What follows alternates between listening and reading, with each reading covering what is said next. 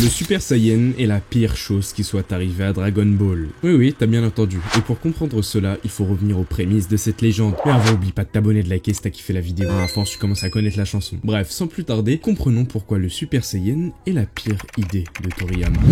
Selon la légende, il y a de cela un millénaire, un guerrier issu du peuple Saiyan a éveillé en lui une puissance qu'aucun autre ne pouvait égaler. Selon cette même légende, le Super Saiyan serait plus vu comme une sorte de génie né plutôt qu'un Saiyan qui après de longs entraînements parviendrait à cette transformation. Vegeta était un visionnaire car effectivement, un peu plus tard dans l'arc, le premier Saiyan connu à avoir atteint ce stade dans l'histoire est Son Goku, après une intense poussée de colère contre Freezer qui venait de tuer Krillin.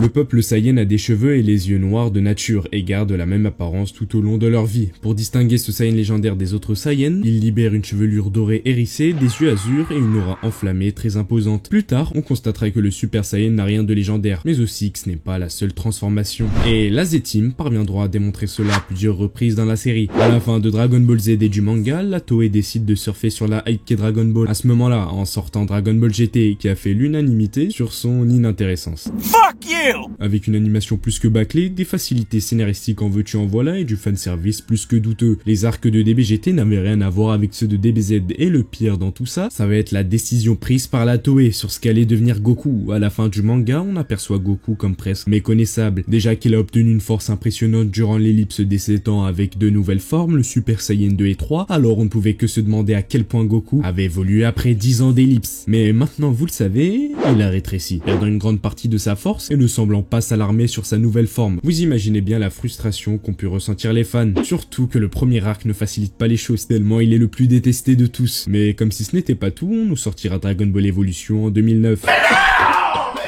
Et ce film était tellement nul, entre autres, que même Toriyama n'avait pas eu son mot à dire. Et pour se faire pardonner de tout, ils nous ont concocté DBS. Et c'est là que le problème apparaît. Quand le premier film DBS était sorti, c'était bien pour se faire pardonner. Mais le souci, c'est après. Le film aura été un énorme carton, y a pas à dire, ça c'est juste indéniable. Et vous savez ce qui se passe dans la plupart des cas. Ils font une suite avec Fukatsu no F, qui a encore mieux marché que le précédent. Alors, la Toei sauta sur l'occasion, et c'est ainsi qu'est né Dragon Ball Super, qui est toujours en cours de parution en manga. Et l'animé...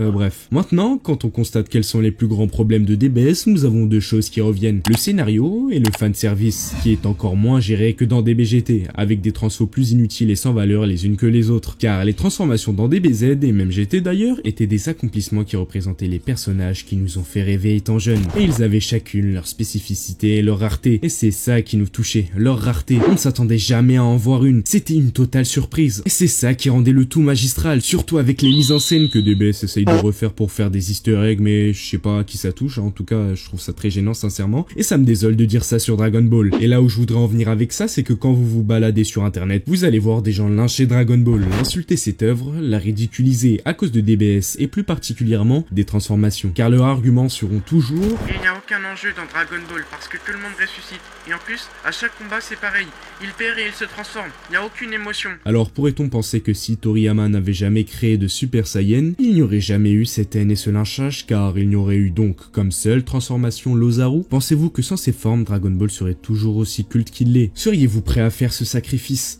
Moi, personnellement, non, certainement pas. Car même si Dragon Ball est une cible facile pour tous ses détraqueurs, jamais de la vie je ferai ce sacrifice. Tout simplement car j'ai grandi avec, et ces scènes toutes les plus folles les unes que les autres sont une partie de moi, et de la personne que je suis devenu aujourd'hui. Et sans ces transformations, qui aurait eu l'idée de faire ça après Toriyama à l'époque? Parce que n'oubliez pas que sans ça, pas de Gear Fifths, pas de Naruto Mode Chakra ou Byron, et tant d'autres. Alors même si ça veut dire avoir comme référence Dragon Ball Super, je l'accepterai, car on pense souvent de ce que la Toei fait de mal, mais jamais de bien. Et pour moi, l'Ultra Instinct en fait partie. Pour moi, c'est l'exception qui confirme la règle. Car durant l'animé, pour une fois depuis des années, j'ai ressenti le même frisson que j'avais eu étant gamin. Et c'est pourquoi je pense que le Super Saiyan est la meilleure idée de tous les temps.